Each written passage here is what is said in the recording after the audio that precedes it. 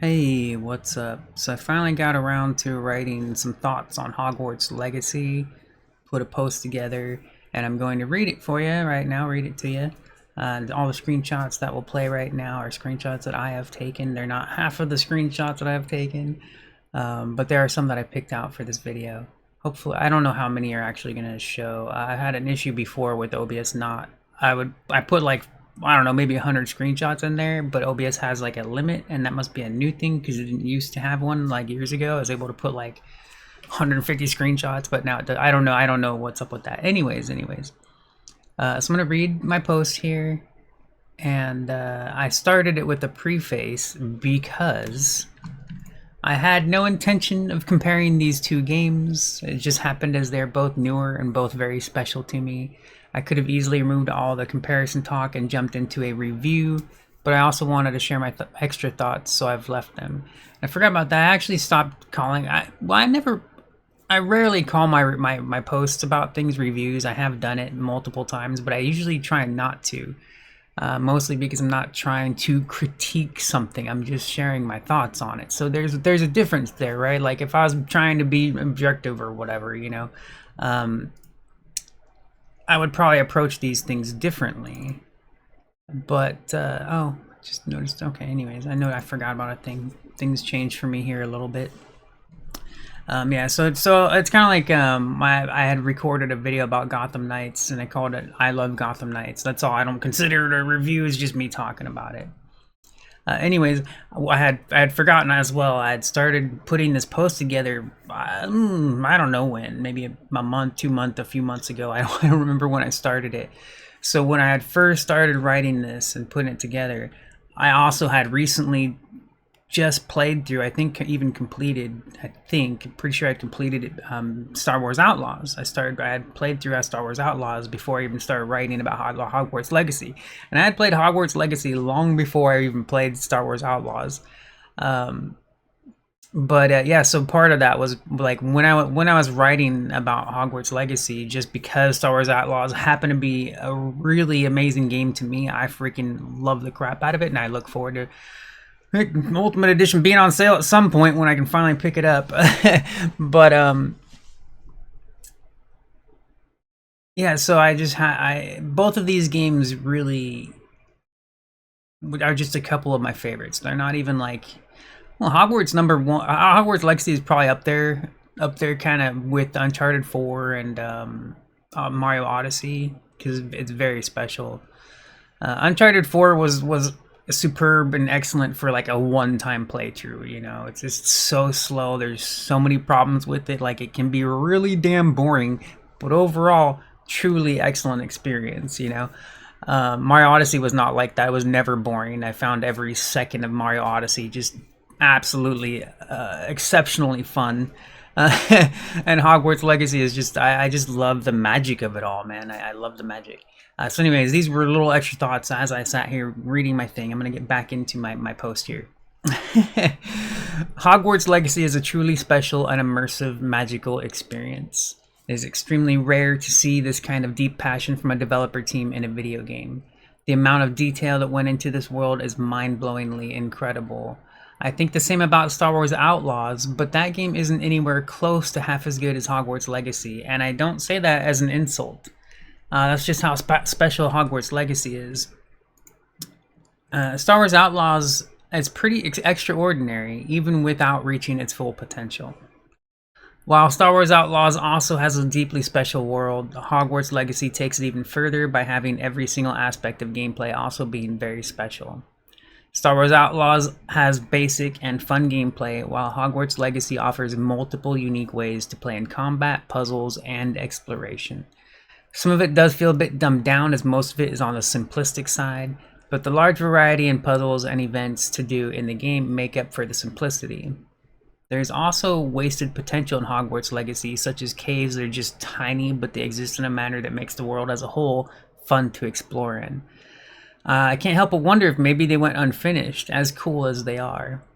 It would have been nicer if more of the side dungeons were larger. The main story dungeons are decent size and offer something more deep and meaningful, at least. Yeah, like the main dungeons for the stories, the main story stuff that you do, everything's pretty big and awesome, and then the side stuff much smaller.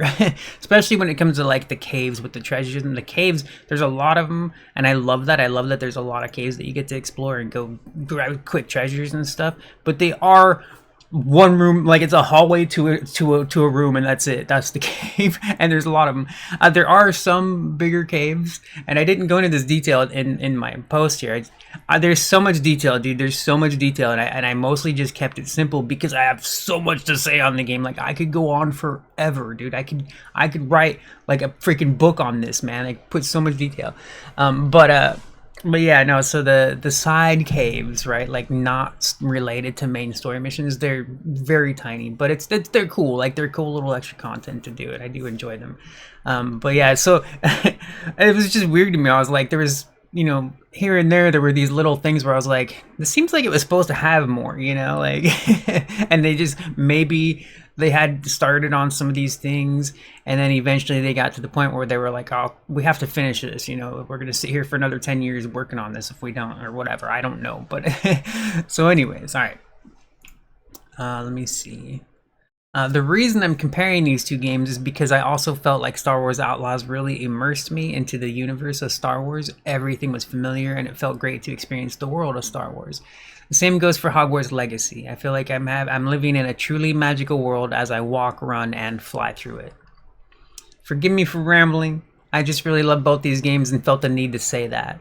Now, for the further details as to what is great and bad, very little about Hogwarts Legacy. And I forgot to mention, I'm going to link I've already sat here for long enough, right? I'm going to link the post of that, my blog post, in the description if you don't want to sit here, don't have time, don't want to sit through the whole video and whatever, and you want to read it for yourself. Because if you read fast, you're going to read it faster than I'm going to read it probably. I can read fast too, but I'm not speed reading this, you know, whatever. Alright, so here we go. The actual school of Hogwarts is so enormous that it's really easy to get lost in and have no idea where you should go. Fortunately, the quest guide is very easy to follow, as in most games. A visual guide will lead you up and down and around to where you need to be. But when you decide to explore, it'll take many hours to get used to. I remember after around 10 hours of running around the school, I thought to myself, oh yeah, doesn't this game also have an open world to play in? The school itself is so big that I had thought it was going to be the whole game. It's so impressive. And these are all like everything I thought and felt. I remember this. Like I remember I was just, there's a lot of side content, in the school itself before you even get into the open world, because the open world is also probably 3 times the size of the school. Probably. I'm just guessing. It's pretty big. It's pretty big. There's a lot of content out there, but the school itself is enormous, dude. It's so freaking big. And if you just were to go explore and you're not doing quests and you're not tracking quests, you can literally get lost in it and just run around for hours. Like it's so big, dude. It's amazing. The amount of detail in just Hogwarts itself is incredible. Not only is Hogwarts huge, it's alive. Just like in the movies and books, invisible staircases come to life as you approach them and spiral upwards and downwards. Statues animate, people in paintings play music, and other things.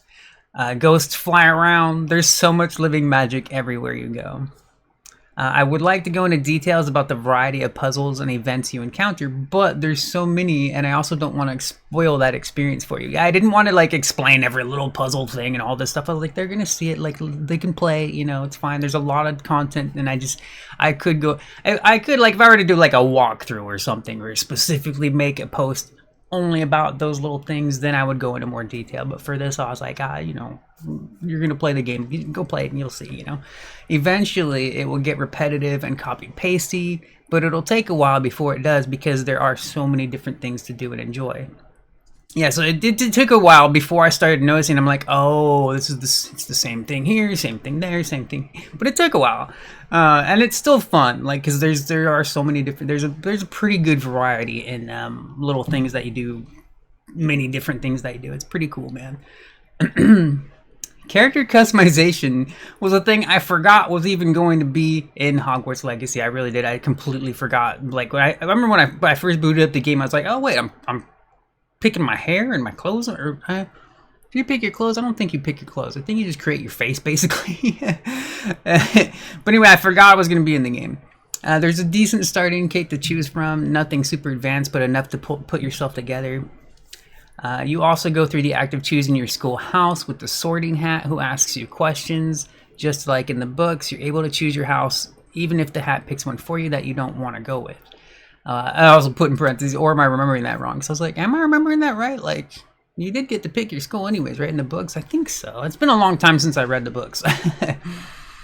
As you play through the game, you will unlock even more customization, far more than the default as you create your character. You unlock a lot of customization, such as different robes, hats, eyewear like masks and glasses, scarves, your broom, and even your wand. You get different skins for your wand. I was like, oh my gosh, what the heck?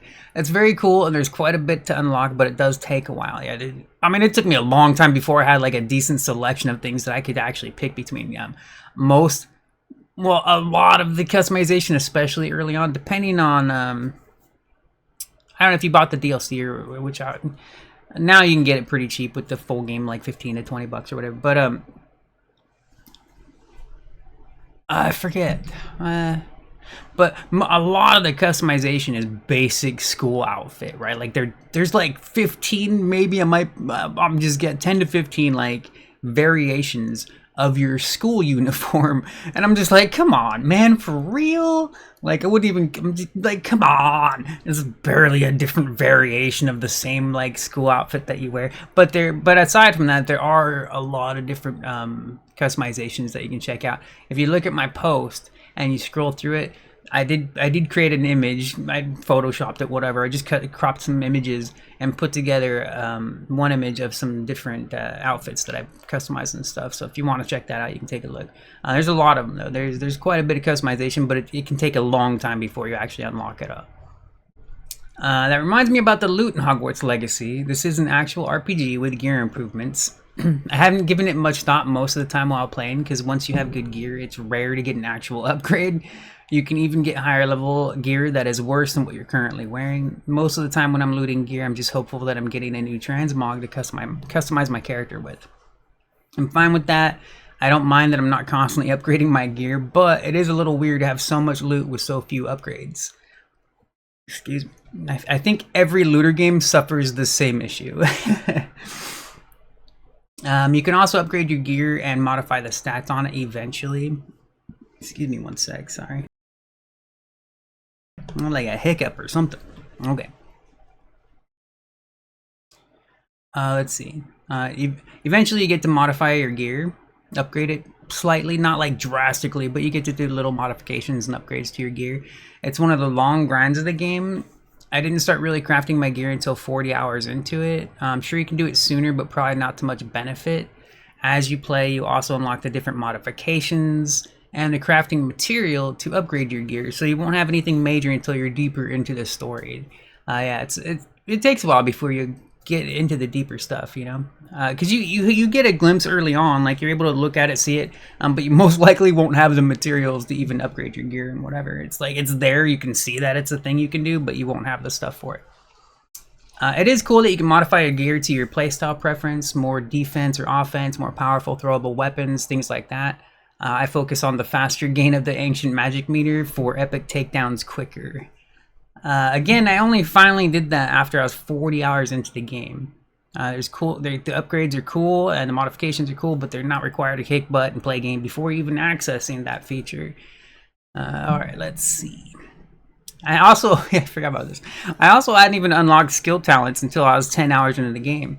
I remember that it shocked me because I had played for so much. And I think the main reason was because I was doing side content, I was exploring the school, I was just running around, you know, just enjoying the school, man. And then when I finally unlocked the skill talents, I was like, holy crap, dude, I'm like so far into the game. But it's mostly because I didn't just like rush through the story missions. Most of this is based on how quickly you play through the main story missions. I did a lot of exploring and side content on out of natural enjoyment of the world that I played in, so I'm not sure how quickly you can unlock some of these features in comparison to how long it took me. But also, most of the main story missions require you to do a bunch of side stuff that I wasn't always too interested in doing right away. Not like side content, but like extra extra little things that you have to do. You have to accomplish like a couple little things, and they weren't hard or anything. They were just things I didn't. I was just like, I don't want to do that. I'm gonna go do side stuff. And then when I was in the mood to go do the story stuff, I was like, all right, I gotta go do this stupid crap they want me to do. It wasn't hard, but it was a little made it a little awkward because I would have preferred to have gone through the story faster, but I just didn't want to do the crap they wanted me to do. All right. Hogwarts Legacy also has personal housing of a kind. Oh, oops, sorry. Inside of the school, you get your own room, and as you play through the game, you unlock new ways to customize it, and it even grows bigger. Eventually, you'll also unlock even more extra rooms called a vivarium, where you store and can breed all kinds of magical creatures. I didn't go into extra detail here. You actually have a limit on how many creatures you can put in each vivarium, and you do unlock more than one. But the reason I mention all kinds of magical creatures is because there's so many in the game. So I didn't make it clear in my article that's like, yeah, you can't just overload your thing with like and make a zoo of like 1,000 animals. There is a limit. I forget how many, like maybe 12 or something. But it's cool though. You can decorate your main room with paintings and chairs and all kinds of things. I didn't describe everything because there's a lot, and I'm like, dude, I'm not gonna go look in the game and just figure out like every little thing you can add. There's a lot of stuff you can customize as far as like your housing stuff goes. You can also build crafting tables in your room, and if you do that, it will likely take up most of your early space before you do any fun customization because the crafting tables take up a lot of space. That will change deeper into the story when your room grows and expands. In the vivarium, where your magical pets live, you can add trees, stairs, towers, and I forget what else. So the customization in your pet homing is a little different than your own personal room, where you can put like chairs and lamps and paintings and mirrors and stuff like that. And then in your pet one, you actually can put trees and like, dude, outdoor stuff, right? You know, it's pretty cool, man. It's crazy. There's a lot of really cool and beautiful customization items for your personal and pet homes.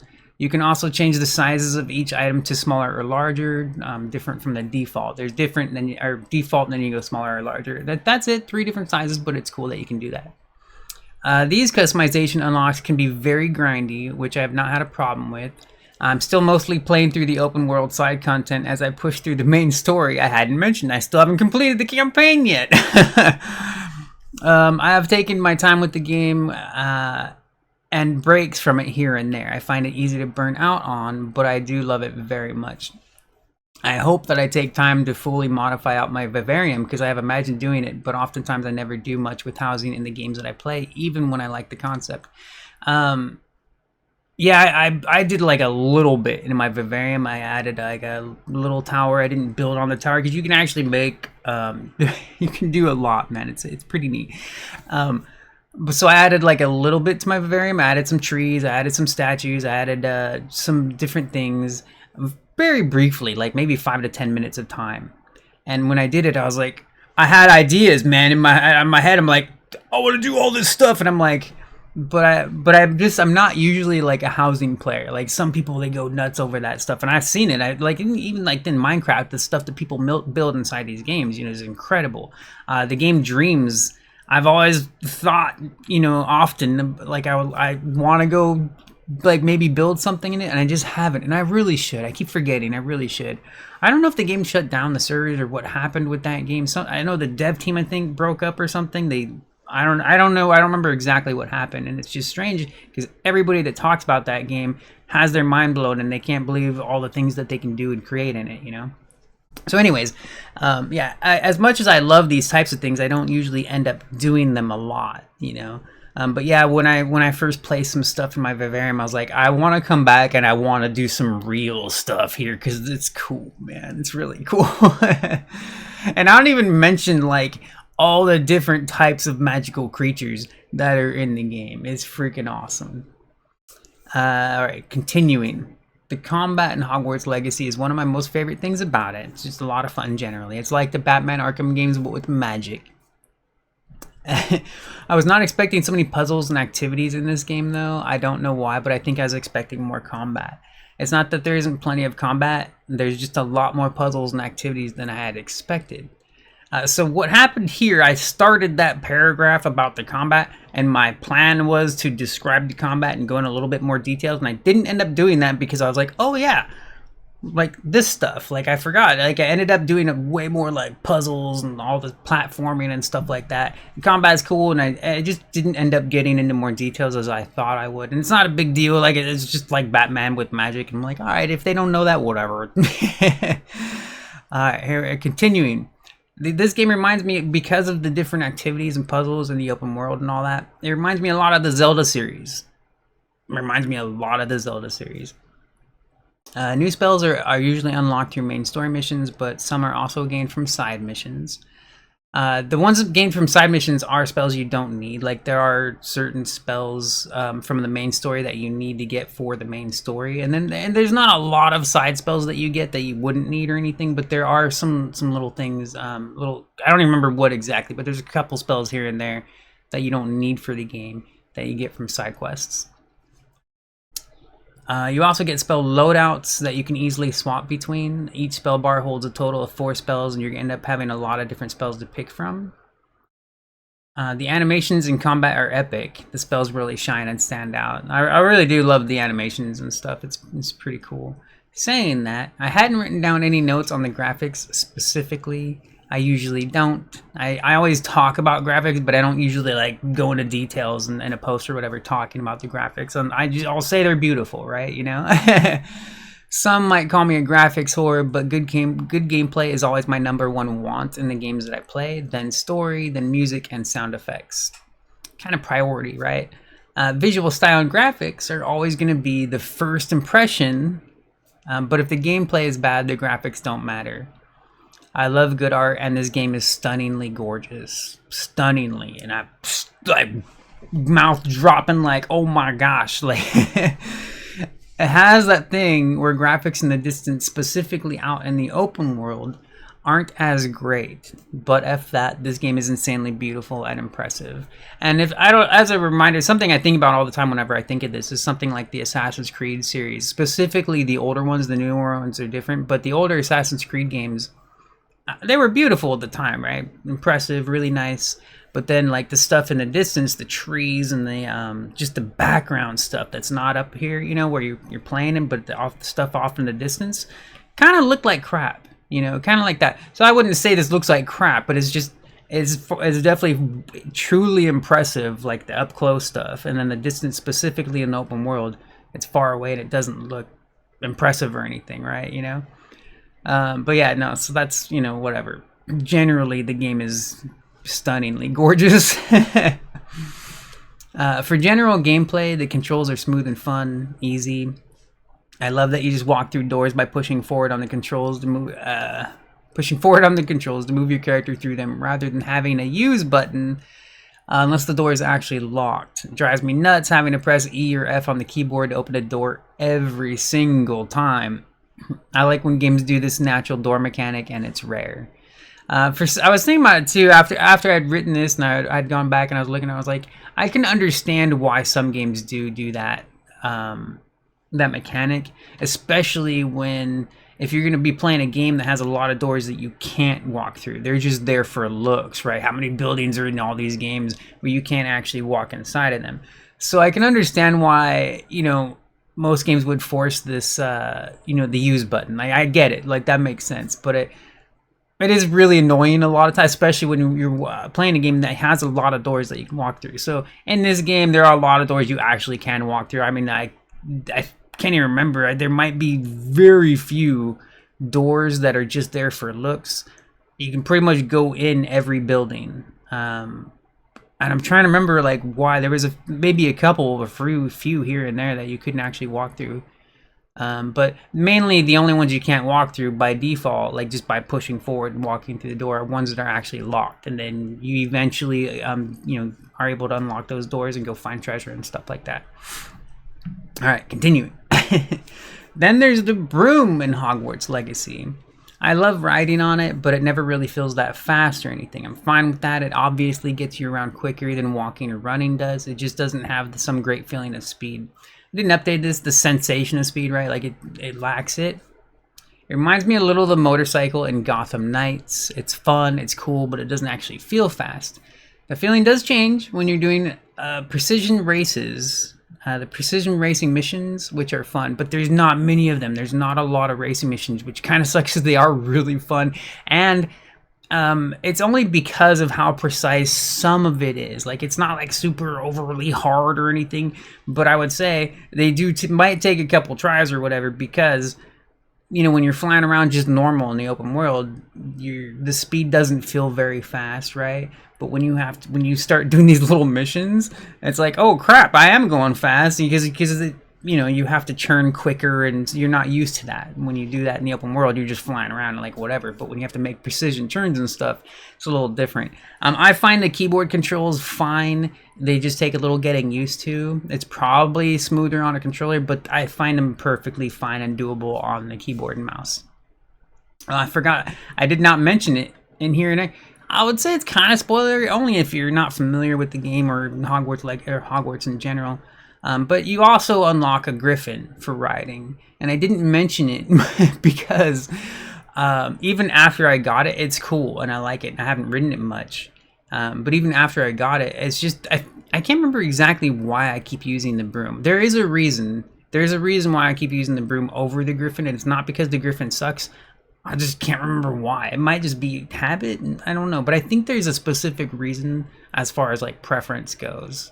So it's not a big deal. The griffin is also cool to ride, and has that same like sensation where like it's cool to fly and whatever. It doesn't, but it's not like a racing game. I don't feel like I'm going super fast, right? Unless I'm doing those missions, which I wish there were more of. It's not a whole lot of the racing mission type stuff. All right, continuing. As incredible and deep as this game is, a lot of it seems unfinished, such as caves that have more room to use and work with, but just have one chest inside of it. There have not many. Most of the caves I mentioned, the side caves, or most of them are very tiny, but there have been a few that I've come across here and there that are a bit bigger and seem more elaborate. And they have one chest, and it just seems like there should be more. It seems like they meant to add more and just never ended up going back and finishing it. And I could be wrong. Maybe that's how they wanted it to be, but it just seems like too much work for nothing, right? Like, as far as like the way it's designed and built and stuff, it's like, really? That's all you did with that? That seems strange. And then there are seemingly unfinished puzzles. Now, I didn't go into detail in this, so I'll finish this. They're seemingly unfinished puzzles, so I wonder if the developer team ended up just making it quick and simple instead of finishing what was originally started.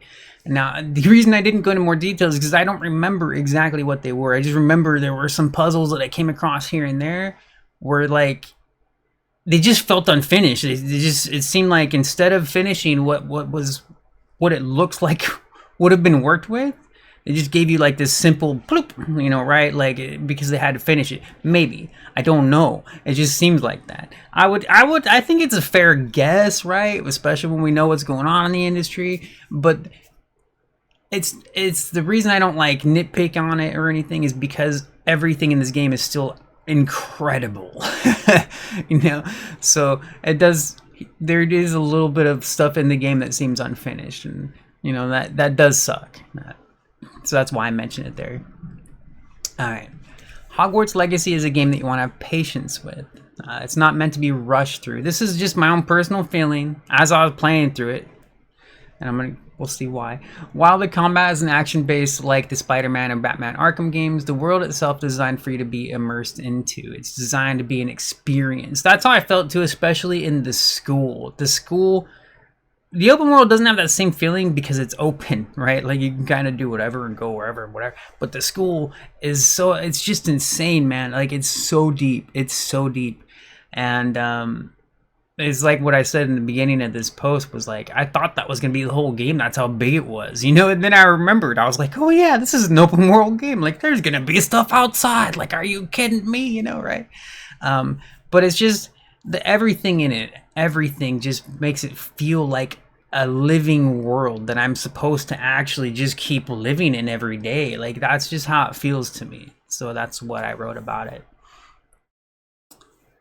Let's see, where was I? The main quest puzzles and events are long and involved. There was a couple times where I didn't realize, because I was starting a story mission and I didn't give it much thought. I knew I had something to do that day or whatever, and I just forgot about it. And I figured I'd have enough time to just quickly jump into the story and play it. But then there was just a couple times. It's rare. It doesn't happen often because I don't usually have plans or have to do anything. But there was a couple. It might have just been I wasn't in the mood. I started like a story mission or two a couple different times. I think I just wasn't in the mood probably. But I started it, and then I was reminded maybe 10 minutes into the mission. I was like, oh yeah, this is gonna be long. Like, crap, I'm not in the mood for this, man. I don't want to be here for an hour, dude. Like, happened a few times, I think, where I just forgot how long the main story stuff would be, because it actually gets pretty involved and you're gonna be doing a lot of stuff for that one little mission or whatever. You know, it's cool. It's pretty cool. You just got to be ready for it, you know, right? Because they're long and involved. The side stuff is pretty quick, but there's a lot of it and allows you to really enjoy the game as if it were a life sim meant to be played for a long time. I had forgotten, I didn't mention, because this was I was trying to keep it simple as long as this post was. I wanted to put a lot of detail, but I didn't want to put too much, right? It was just I didn't want to. I could, like I said, I could go on and on and on.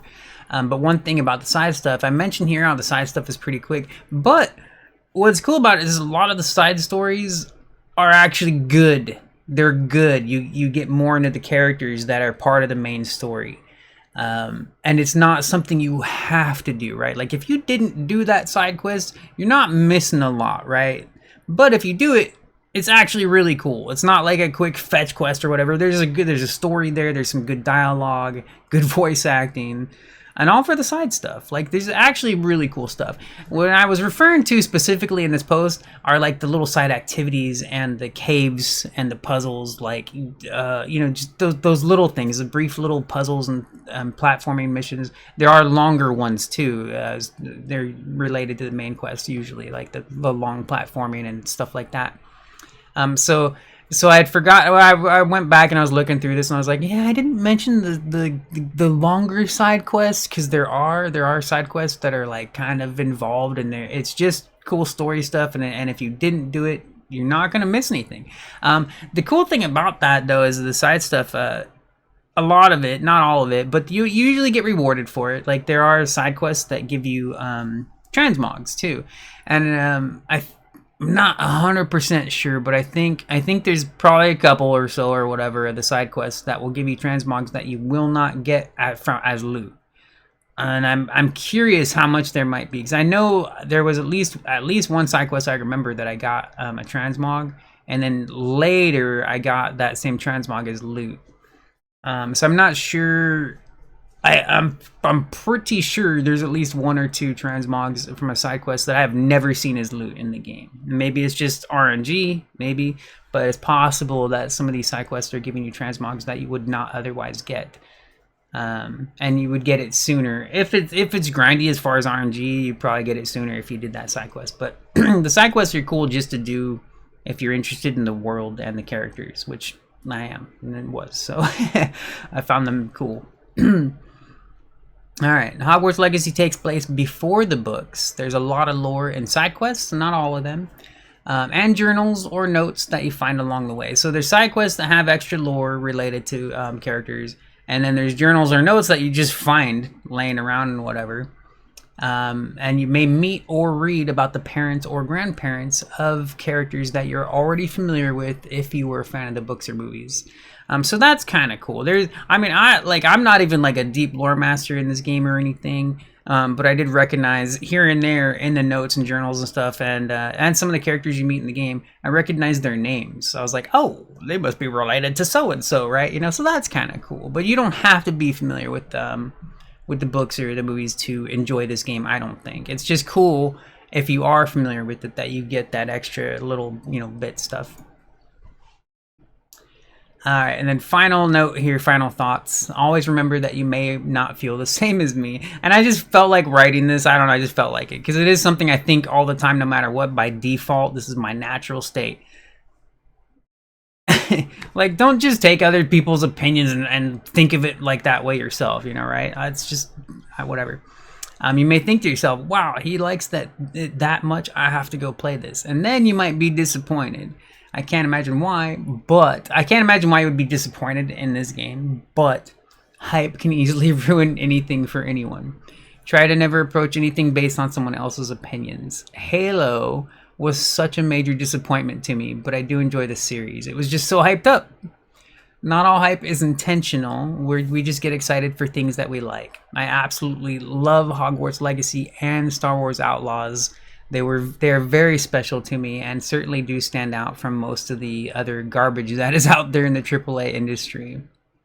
Really wish they would add a New Game Plus. I mention this just in case one of them happens to notice this, right? Like, just in case, whatever. I don't expect it at all. Nobody's really even looked at this post, actually. And I haven't even beaten the game. I mean, I've seen posts on the Steam forums. People say, well, New Game Plus, it ruins the experience, you know, whatever. And I'm like, these people clearly have never played New Game Plus before. And I've seen this is a discussion randomly here and there, different games. And it surprised me. I remember the first time I ever saw it, I was like, what the hell are you talking about? But some people don't think New Game Plus is a good idea because they don't understand it. And I'll give you an example. People don't understand why some of us want to even play New Game Plus. It's not because we want to be gods at the beginning of the game. It's because we've already beaten it and we just want to replay the story. Now, there is a difference between like some games like Control, which I don't like the way they do it. They don't do a New Game Plus. They do a mission select, right? So it's cool that you can replay the story, but I might as well just start a new game, right? Like, because you don't keep your progress. So part of the New Game Plus, it just adds additional fun to it. It adds that extra fun. You get to keep the stuff that you already had unlocked. So it's just cool to play through the story again with the stuff that you already unlocked. That's all, man. That's what it is. Because plenty of people don't understand that. I don't know why. It's weird to me that they don't understand that. So anyways, the New Game Plus has been a request. It's a very popular request. And I remember they even said they were going to do it, but I guess that got canceled. I don't know. I remember at some point they said they were going to add New Game Plus, and I was very excited for it. I still haven't beaten the game, and I still want one. You know what I mean? Like, come on, bring us a New Game Plus. Like, what the hell? All right. And then I would also recommend you check out Forspoken. I linked to my review of Forspoken if you never have. It's easily better than any of the newer Final Fantasy games, which I've also been playing through lately. Like, I've been playing through, I stopped playing it and installed Final Fantasy 16. Eventually I'll go back and play more, but oh my, so bad. And then I played through Final Fantasy Remake again on PC just because I hadn't played it in a while. I have many complaints about that game. And now I want to redo some reviews I've done in the past, not just differently. And I've talked about this before. Is when I write about a game, it's because I never write about anything, even if I don't like it. I would say never. I've done it once that I can remember, but I don't usually write about something just to trash on it, right? Like Diablo 4, for example. I hate so much stuff about it, but I love the campaign. It was a fun experience. It was cool. And I don't even like saying that because there's so much trash involved with that game. It's trash. Like, oh, I want to punch people. It's just so frustrating how much wrong went with that game in comparison to previous games. But people hated 3 and I loved 3, so, you know, whatever.